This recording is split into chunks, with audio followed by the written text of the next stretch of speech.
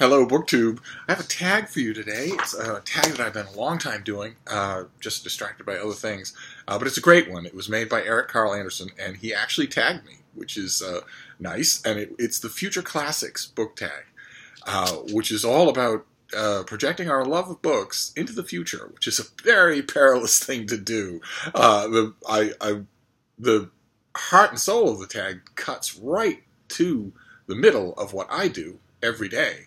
If you're a book critic, published book critic, if you're doing that kind of a high wire act in front of an audience, then part of what you're doing is saying, this book is worth your attention and maybe even will last. Part of it is prognostications. It's the part I like the least. but anyway, we just got a few questions here. I thought we'd get right into them. Starting with number one, which is pick an established classic you think will still be relevant in the future. And Jason Purcell, when he did this tag, I'll link it down below. He made a very simple observation, which is that classics are made in school. They're made by academia, and he didn't sound happy about that, but he's, I think, entirely right.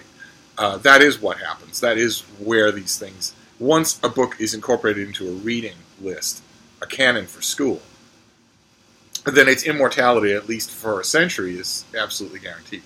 And because I think that's true, I think that's where you have to look to see what's propagating. And so the answer that came to mind, it's an old favorite, but I don't see it going anywhere, is To Kill a Mockingbird by Harper Lee, which is taught in every school in the country, and which has been the city book for many cities that have that campaign where they pick one book they want everybody to read. A beloved movie. I don't see it going anywhere. I don't think. I think that will certainly be, and of course, it's a work of genius and will stay relevant. Unfortunately, it will stay relevant in America. But let's see. Question number two is pick a recent book that you feel has gone under the radar, but which you're confident will be a future classic. And this is connected with the first one, which is that I don't think there are any. I don't think a book that is flying under the radar can become a classic. The radar has to pick it up first and promulgate it.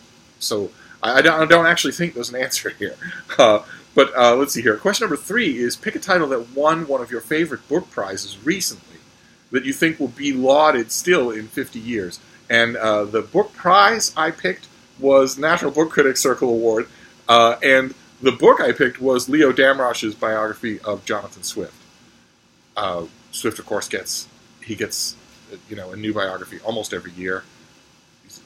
He's an attractive subject for biographers because his life was so interesting, and we have tons and tons of documentation. And he also wrote an immortal classic, so there's that draw there.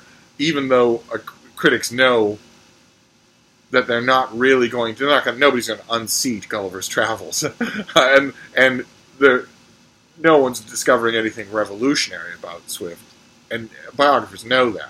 So the approach they take brings out the rhetoric in them.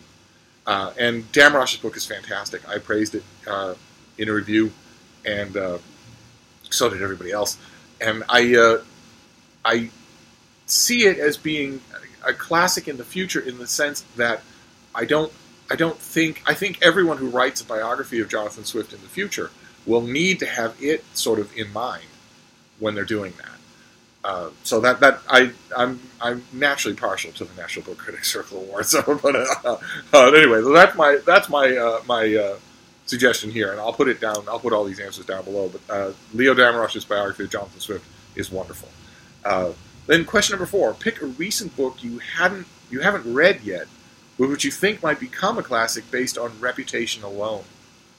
And I'm afraid I can't do that. Obviously, I mean, I could guess about some books just based on cultural niches or virtue signaling or momentary notoriety. But if we're talking, as I think the question is aiming at the worth of the book, if we're talking about that, then there's no possible way I'm going to take anyone else's opinion for anything. I am one of the people who helps in a small way to create a book's reputation. So I'm not going to go by that reputation. I'm going to dig in myself. so I don't have an answer for that one either. Then question number 5 is pick a favorite book that you want to save for your grandchildren to read in 50 years. And this one, you notice the personal tone of it that I like very much. This one is not predicting. This is just saying this means a lot to me, and I would love to save it. And when I came to my answer, I thought about the kids part of Grandkids, a children's book that I've mentioned on this channel before. I absolutely love it. I absolutely love it. It's written by Yves Bunting and drawn by David Christiana, and it's called I Am the Mummy Heb-Nefert, a children's book about a mummy in a case in a museum, and the young girl that mummy was when she was alive. And a girl betrothed to a boy and dreaming about ruling. And then time passes, and unbelievable gaps of time, and then all of a sudden, she's there in the museum looking at this thing in the case. Is this me? I am the mummy, Heb-Nefert, black as night, stretched as tight as leather on a drum. And it's just amazing. I don't even know, actually, if I Am the Mummy Heb-Nefert is still in print. But I would want to hand it to kids 50 years from now, absolutely. And that's it. That is the Future Classics tag. And all it's left for me to do is tag people. And I want to tag 3 channels that are new to me. And I think they might be new to BookTube. The first one is Caught Between Pages. I want to tag you. I'll put all these in the link below, and I'll try to remember to go to their comments field and let them know that they've been tagged, because I don't know if they subscribe to me. But Caught Between Pages is a wonderful channel, sharp as a knife.